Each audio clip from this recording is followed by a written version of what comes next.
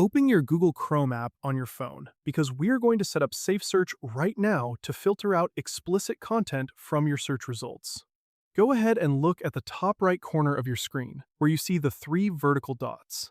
Tap on those dots to open up your main menu.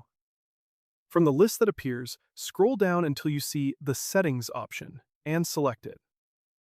Inside the Settings menu, you need to scroll down a bit further to the Basics section and look for Privacy and Security. Tap on that to open the next screen. Now you will see an option labeled Use Secure DNS. Tap on that and you will notice it is likely set to Use your current service provider by default. You want to toggle the option that says Choose another provider. This will open up a drop-down menu. Tap on that menu and select CleanBrowsing Family Filter. This specific provider automatically blocks explicit content and enforces SafeSearch across your entire Chrome browser. The important thing is that this setting goes both ways. By turning this filter on, you are securing your browsing experience, but you will also completely lose the ability to view any mature or restricted content on this device, unless you come back and change it.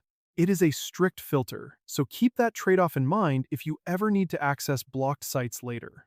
Once you select Clean Browsing, just back out of the menus by tapping the back arrow in the top left corner until you are back on your main browser page. To make sure the changes are fully applied, close the Chrome app completely and then open it back up. Now, whenever you search for anything on Google or browse the web, the explicit results will be automatically filtered out.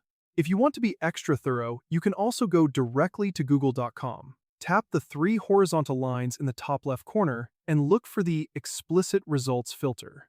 Tap on that and make sure the filter toggle is switched to Blur or Hide.